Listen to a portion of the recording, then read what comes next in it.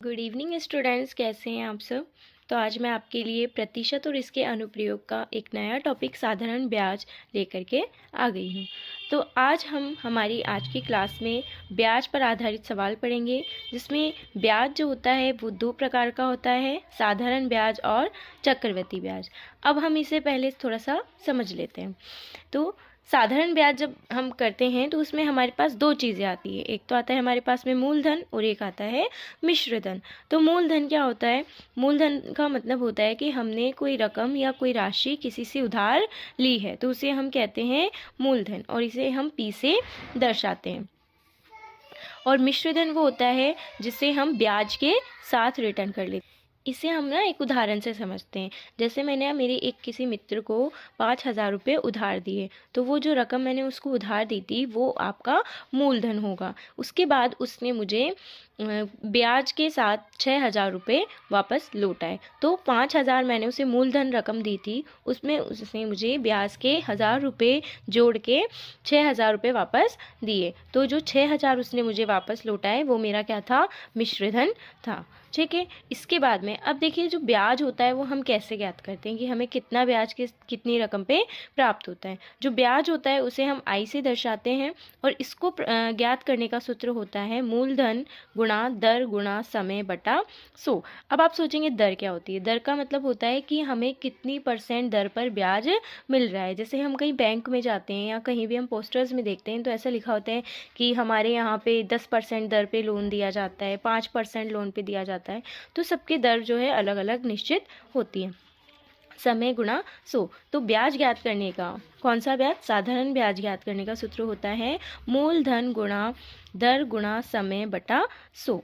साधारण ब्याज के बाद में हमारे पास में आता है चक्रवृद्धि ब्याज। चक्रवृद्धि ब्याज वो होता है जिसमें ब्याज के ऊपर ब्याज लगाया जाता है, अर्थात जब साधारण ब्याज की राशि को दिए गए समय पर नहीं चुकाई जाती तो ब्याज को मूलधन में जोड़कर ब्याज लेते हैं, उसे हम चक्रवृद्धि ब्याज कहते हैं। जैसे मान लीजिए कि मैंने किसी से उधार लिया और मैं उसको एक समय में नहीं लौटा पाई, तो मेरा जो ब्याज बनता है वो मेरे मूलधन में ऐड होगा और फिर उसके ऊपर भी मेरे को ब्याज चुकाना होगा। तो हम सिंपल भाषा में ये समझें कि ब्याज के ऊपर ब्याज देना, उसे हम कौन सा ब्याज कहते हैं? चक्रवृद्धि ब्याज कहते हैं। अब इसमें देखिए, समान दर तथा समान समय में चक्रवृद्धि ब्याज हमेशा साधारण ब्याज से अधिक होता है। यानी कि अगर किसी भी मूलधन पे आपको समान दर और समान समय दिया है तो उसका जो ब्याज होगा वो साधारण ब्याज से अधिक होता है। अब नेक्स्ट है हमारा चक्रवृद्धि मिश्रधन कि हमें चक्रवृद्धि मिश्रधन प्राप्त करने के लिए क्या सूत्र होता है?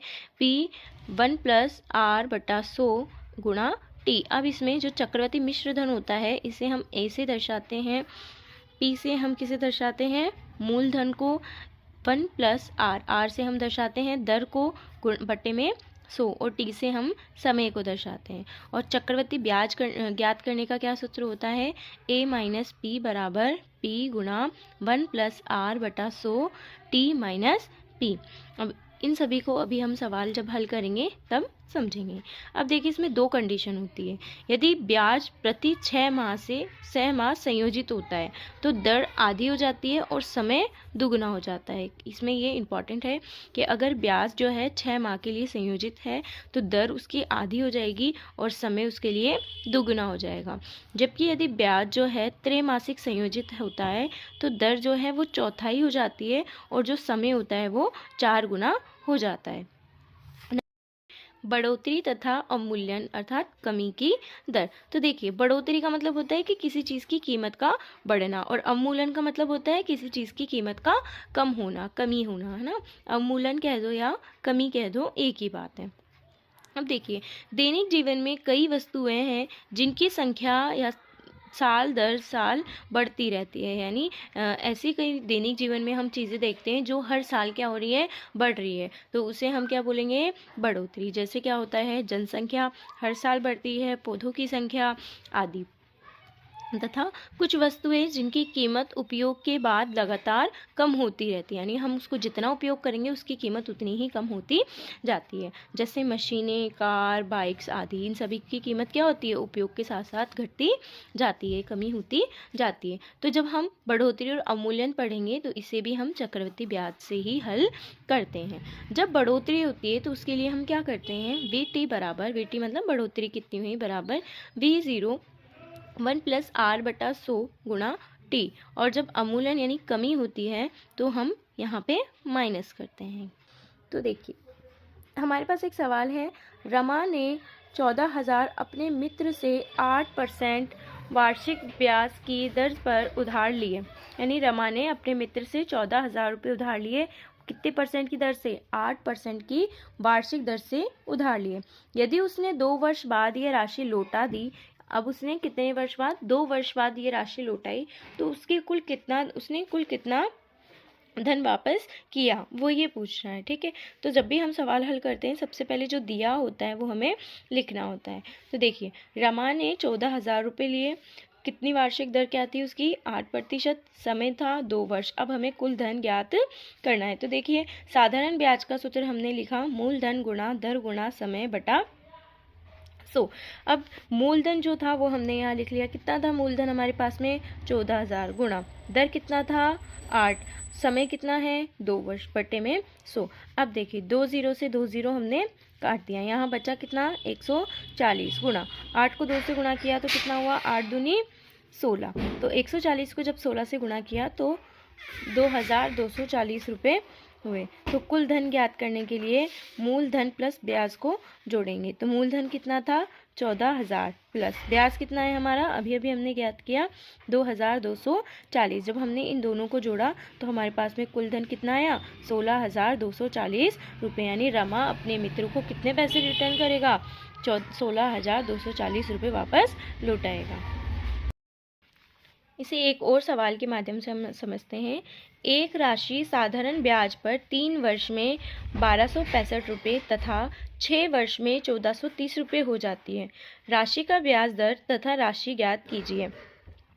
ये कह रहा है सवाल कि एक साधारण ब्याज पे 3 वर्ष में 1,265 रुपये और 6 वर्ष बाद में वो 1,430 रुपये है। तो वो पूछ रहा है कि आपको उसका ब्याज दर और उसकी राशि को ज्ञात करना है। तो देखिए ए में से, यानी हमें टोटल ब्याज निकालने के लिए हम क्या करेंगे, A6 में से A3 यानी 6 वर्ष बाद का और 3 वर्ष बाद का ब्याज माइनस कर देंगे। तो 6 वर्ष का ब्याज कितना था 1,430 और 3 वर्ष बाद कितना था 1,265। अब हमने 1,430 में से 1,265 को घटाया तो हमारे पास में कितना आया 165 रुपये। अब देखिए अब हमें 1 वर्ष का ब्याज निकालना है, तो हम 165 में 1 वर्ष का ब्याज कितने वर्ष का लिए था, 3 वर्ष के लिए, तो हम इसमें कितने का भाग देंगे 3 का। तो 3 के पहाड़े से हमने 165 को काटा तो हमारे पास में आया 55 रुपये। अब देखिए 55 रुपये का, यानी 1 वर्ष का ब्याज हमारे पास में 55 रुपये आया, तो 3 वर्ष का ब्याज कितना आएगा 55 गुणा 3 यानी 165 रुपये। अब देखिए 3 वर्ष का ब्याज हमने कितना प्राप्त किया 165 रुपये। तो जो 3 वर्ष का ब्याज हमें कितना दिया था 1,265 दिया था, तो हमने 1,265 में से 165 घटाया तो इसका मूलधन हमें प्राप्त हुआ कितना 1,100 रुपये। यानी ब्याज हमने हटा दिया तो कितना प्राप्त हुआ हमें 1,100 रुपये। अब देखिए हमें इसका राशि हमने ज्ञात कर ली 1,100 रुपये, अब हमें ज्ञात करना है ब्याज। तो ब्याज लिखकर उसका सूत्र लिखेंगे मूलधन गुणा समय गुणा दर बटा 100। अब ब्याज हमारे पास में हमें मालूम है कितना आया 1 वर्ष का 55, तो 55 लिख दिया। मूलधन हमने 1,100 अभी अभी प्राप्त किया, गुणा समय कितना है 1 वर्ष का, दर कितनी है हमें दर प्राप्त करनी है, ब्याज नहीं दर ज्ञात करना है, तो R बटा 100। अब देखिए 2 0 से 2 0 मैंने काट दिए। अब हमारे पास 55 बराबर इधर बच गए 11 और R1 यानी R को 1 से गुणा करेंगे तो R ही आएगा, तो क्या बच गया 11 R। अब देखिए यहाँ पे R निकालना है तो 11 को हम इधर ले जाते हैं। अब 11 यहाँ पे गुणा में है तो नीचे आएगा भाग में। जब हम इसका पक्षपांतरण करते हैं तो इनके चिन्ह बदल जाते हैं, तो ये गुणा में तो कहाँ आ जाएगा भाग में, तो 55/11। अब 11 के पहाड़े में 55 कितनी बार आता है 5 बार, यानी इसकी ब्याज दर कितनी थी 5% थी और इसकी मूल राशि कितनी थी 1,100 रुपये। तो समझ में आया आपको, कैसा लगा आज का सेशन। अगर अच्छा लगा हो तो चैनल को लाइक कर देना।